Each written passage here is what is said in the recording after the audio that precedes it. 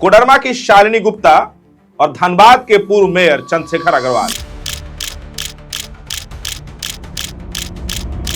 दोनों ने बीजेपी छोड़कर झारखंड मुक्ति मोर्चा यानी कि जेएमएम का दामन थाम लिया है। अब सवाल सिर्फ इतना नहीं है कि दो नेताओं ने पार्टी बदली है, असल सवाल यह है कि क्या ये आने वाले चुनाव से पहले मुख्यमंत्री हेमंत सोरेन की एक सोची समझी रणनीति है। ये हम इसलिए कह रहे हैं क्योंकि पहले हम बात करते हैं प्रोफाइल की।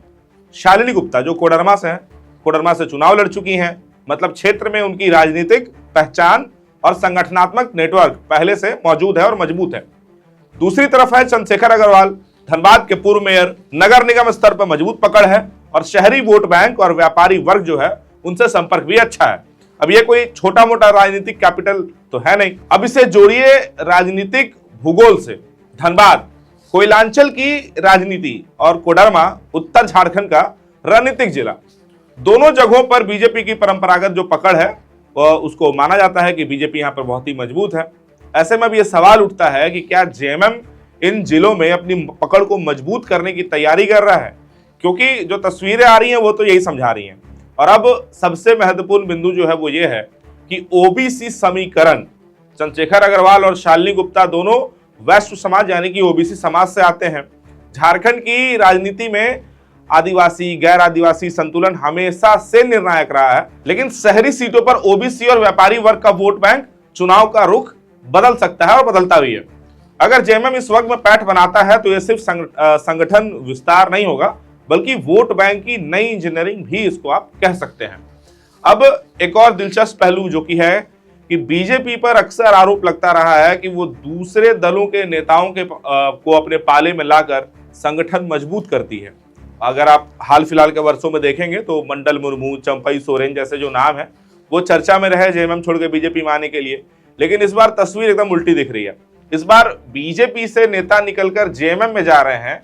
राजनीतिक संकेत एकदम साफ है कि हेमंत सोरेन सिर्फ डिफेंस मतलब रक्षात्मक राजनीति नहीं कर रहे हैं, बल्कि आक्रामक विस्तार की ओर भी बढ़ रहे हैं।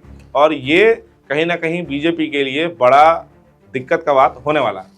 धनबाद जहां बीजेपी मजबूत मानी जाती है, कोडरमा जहां संगठनात्मक पकड़ जरूरी है, अब इन दोनों क्षेत्रों में जेएमएम अपनी उपस्थिति मजबूत करता है तो आने वाले विधानसभा चुनाव में समीकरण बदल सकते हैं। और विधानसभा चुनाव ही नहीं, आप कह सकते हैं कि लोकसभा चुनाव में भी समीकरण बदल सकते हैं।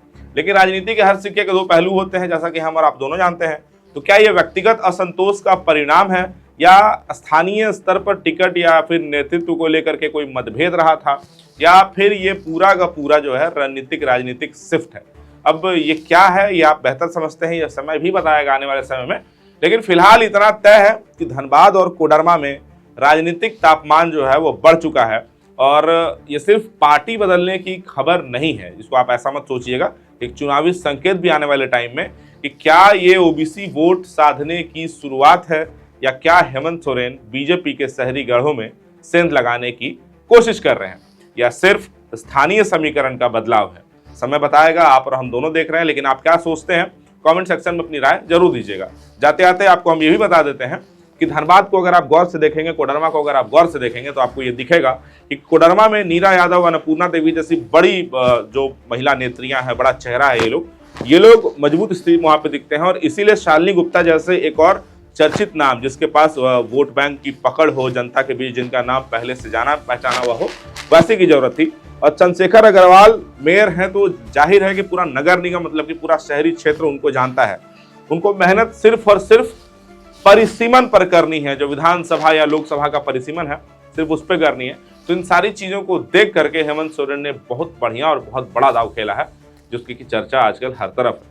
बाकी बीजेपी में आदित्य साहू जी क्या आपकी रणनीति है, इस पर आपको गौर करने की आवश्यकता है, क्योंकि अभी तक आप लोग का जो एकदम कोर कॉम्पिटेंसी था लोगों को तोड़ करके अपनी पार्टी में ले आने वाला, अब बाकी लोगों ने भी उसको सीख लिया है। कैमरे के पीछे अलग से है, मेरा नाम वैभव है, आप लोकतंत्र 19 देख रहे हैं।